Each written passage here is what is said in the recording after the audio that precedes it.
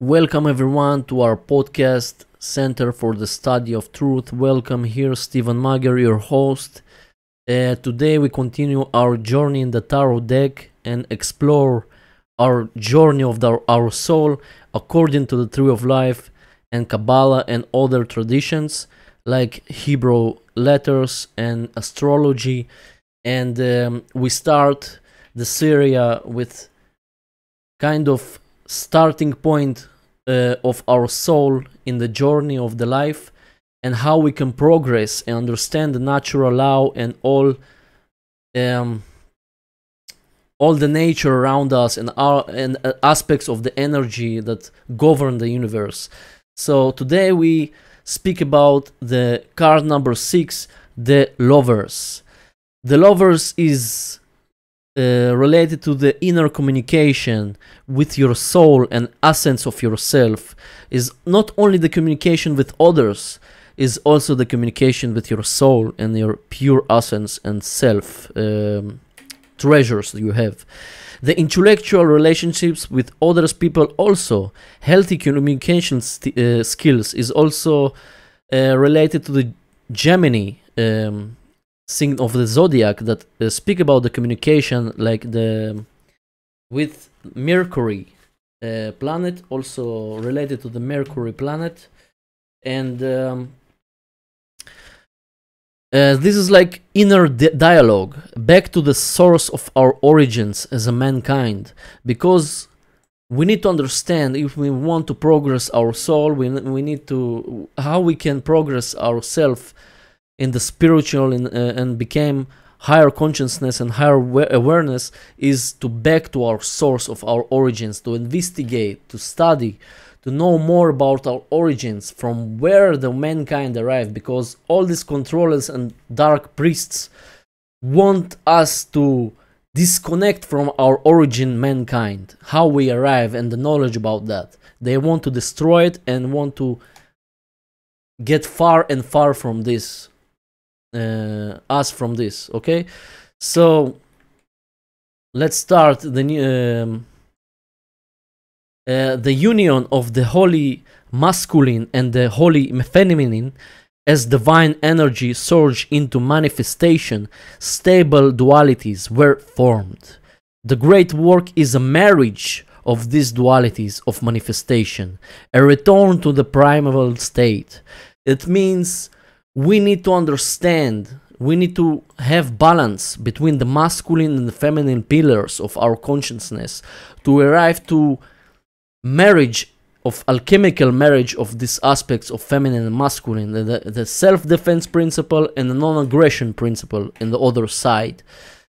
And this card is represent that, the marriage between them, a return to the primal state, that of the mankind origins, like Adam and Eve, and all this history of the genetic manipulation. I'm not go to discuss about this in this tarot series, but this all about to discover our origin, from where we arrive. The path may be considered the aspect of the Garden of Eden, from which mankind was expelled, but to which it may earn re-entry by consciously dealing with what has been called the inner sun and the inner moon. Inner sun is speak about the masculine power, the creative power. The moon is speak about the feminine aspect, the emotions, the inner aspect of us. The whole key to the great work is the uniting of this sun and the moon under Mercury, that also representing by Mercury, the Gemini, the planet ruling Gemini. So important to understand that, critical to understand this, and the great work is to marriage this communication, inner communication of us with our soul, and marriage of two aspects of our consciousness, the masculine and the feminine, the two pillars, the two holy pillars. We need to unite them together and unite the both aspects of our brain, the left and the right, as you see here, the masculine and the feminine, and the Garden of Eden, with this amazing allegory you see. If you see, the sun shines beneath in a great winged figure like Cupid with arms extended, pouring down influences. In the foreground are two human figures, male and female, unveiled before each other. And as Adam and Eve, when they first occupied the paradise of the earthly body, this also speak about this Garden of Eden, the history of the mankind, that we not arrive by natural way in this form. I also don't want to go deeper in this subject, but I just look in the allegory what is try to tell us in the how we can communicate with each other and with ourselves. Behind this man, you see the tree of life with fires. They representing the fire element, that is the creative, the transformative power. And you see this is like a 12 fruits of fire, okay? 12 is number of 12 of, things of zodiac, 12 months, 12 tribes, a lot of meaning of this number in geometry, the 12th number. And the tree of knowledge of good and evil behind the woman.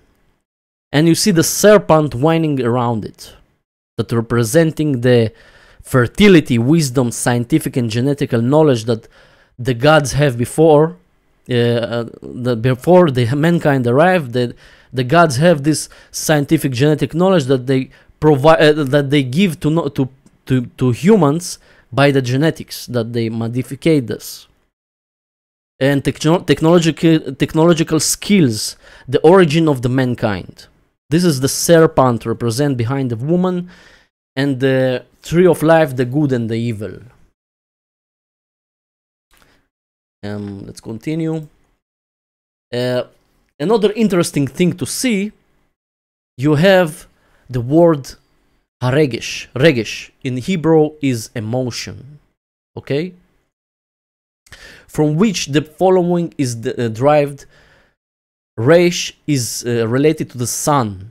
The sun card from the deck will go much deeper in these cards in the further videos, but today I want to relate this to this letters. Is interesting to understand that the moon also related to the high priestess that we speak about. We will speak about the priestess more later, and we have the shin also, the fire, the holy, the divine fire. So Regesh means the sun, moon, and the fire. Sun and moon together. The wisdom, the holistic intelligence. The sun is representing the self-defense principle, the action, the transformation, and the holy fire that wakes up. If we unite this together, these two energies of the sun and the moon, we have the fire, the divine fire wake up. On the tarot card, the sun is the man, the moon is the woman, and the divine fire above the abyss is represented by the angel of Cupid, that we speak about more in this slides. Further slides, we'll arrive to this. If we see the three cards that govern the word Regesh, that is emotion in Hebrew, we see the sun and the high priestess, the moon, and the judgment is the shin. We see this combination of the sun and the moon and the wisdom and the holistic intelligence and the purity of the sun, the energy of the sun, the masculine, and the shin, the divine fire, that we see the Cupid twice. We see the Cupid also in the lovers, that both the woman and the man in the picture. So here you see it again. This is also all these cards we'll speak about the further videos in much more deeper aspects of this, but this is just scratching the surface to just relate this the lovers to this card I speak about. So let's continue. The explanation of this is Case states that the sun is self-consciousness, while the moon is subconsciousness. These are both aspects of the one life breath, each working through health of the body. Example, you have breathe in and you have breathe out is corruption and integration, is gravitation and radiation, is evolution and dissolution, is plus and minus, is negative and positive. We have this masculine and feminine aspect everywhere in the universe, in all the levels. We have this relationship between the masculine and feminine. Even in our breath, that we breathe in and breathe out, this is the masculine and feminine aspect also. Also here we speak about that. So, and when the solar and the lunar correlates to the life power are rightly perceived, rightly discriminated, and when their operation is kept in proper order, is the personality of the man engaged in the practice becomes a free, unobstructed channel for the outpouring of the cosmic life force. You can wake up the cosmic life force if you combine this power together. You have the alchemical marriage of the masculine and feminine.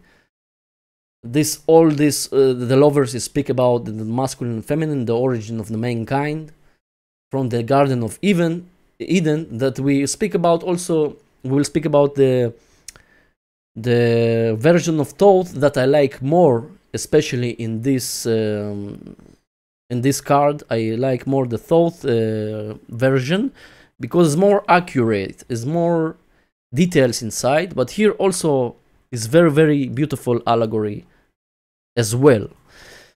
The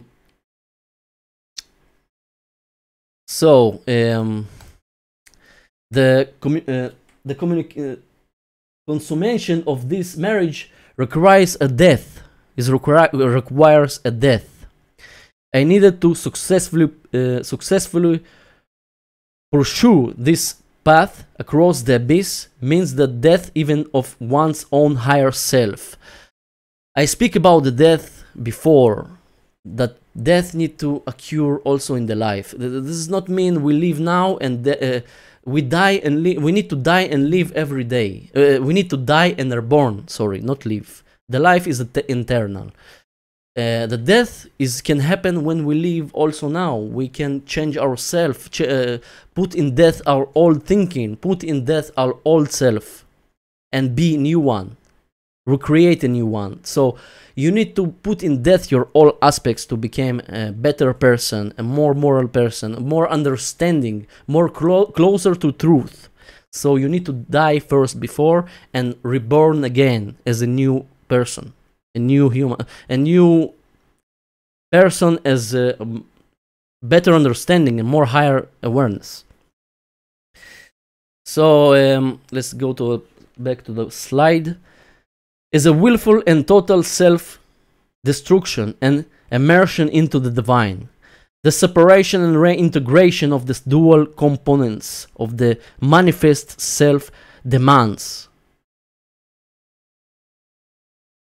subordination of the ego to the one divine principle.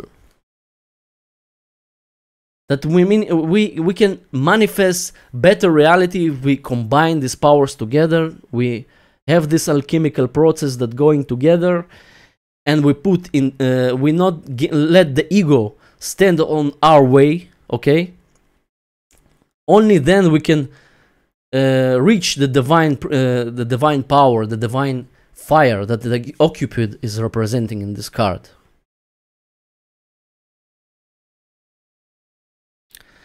In the Thoth version, we have little different picture, but more in details. Me personally like more this version. Okay, what is shown here is the royal marriage of opposites preceded over by the hooded figure, who is at once the hermit and the personification of the Mercury. Above are the figures of Eve and Lilith, with Cupid aiming an arrow symbolizing the willpower. Okay? Also, the Thelemic tradition speak about the willpower, the love under will. The will is the love. The divine will need to be with purpose of natural law, with harmony with natural law, harmony with truth. Okay, not just egoistic will of myself. So above are the figures of Eve and Lilith, that the Cupid above, that he shot the arrow, is representing the will. The marriage takes place between the black king and the white queen. He wears a gold crown, bears a lance, and attended by the red lion. His black child interchange with the white queen's child, holds the base of the king's lance, and in one hand and a club in the other. She is attended by the white eagle and her white child, who carries flowers in one hand and supports the base of the grail in the other. In the lower section of the card, this is what I most like, is the winged opic egg, the cosmic egg we speak about before, the very essence of the life itself, which is product of the union. We understand that the egg is the purity, is the go back to the origins, also the uniting together. Like this we can born something new, something better. And we see the snake also, the serpent, around this egg that represent the fertility and wisdom and origins of the mankind. And we see the two children of the queen and the king. They are also combined together with the two objects they holding, the supporting. The woman is a supporter, is a power of supporting, and the man is the protector, is the who do the stuff, who create the stuff, who. This is the creative force with the supporting force. Okay, is a womb. The womb is supporting. It's like you put the flower inside the plant, inside the soil, inside the earth, and the earth is supporting the soil. The egg, the seed, and like this is will grow and give fertility. So this is amazing allegory that you can understand that this is a combination of the masculine and feminine in the both sides, and a lot of symbology here interesting, that like this you can born something better and create a better world only if you combine these powers together. And we as a species understand that individually, and understand that how the universe working also in the same way. We know if any difference, any part of the universe working in these principles. The masculine and the feminine that united together, they part from the one force, the higher force, the creator self. That this is built by two opposite powers, like the breathe in and breathe out, the same everywhere, the same in electricity, the same in everywhere you're looking for. You will understand these principles working together. Anything created, they created by these two forces. Okay?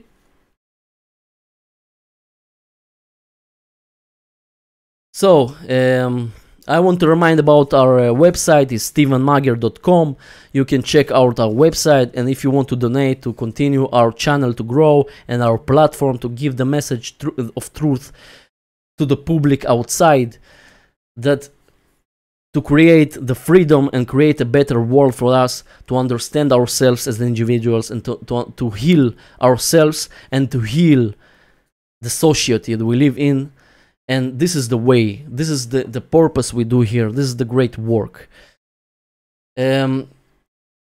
I provide also services in the mystical power of wisdom of ancient runes and tarot reading and guidance, and dive into your own spiritual diagnostics and life orientations. And if you have an animals and you want to understand the relationship with animals and humans, I also deal with this. And my email, you can if you have some questions, you can send me an email and ask me directly, and or you can enter to the website stevenmager.com. Thank you very much to listen to me. We'll continue our journey in the tarot in the next chapters. See you soon. Bye bye. Be encouraged and inspired, and continue to do the great work. Bye bye. Steven Mager, Center for the Study of Truth. See you soon.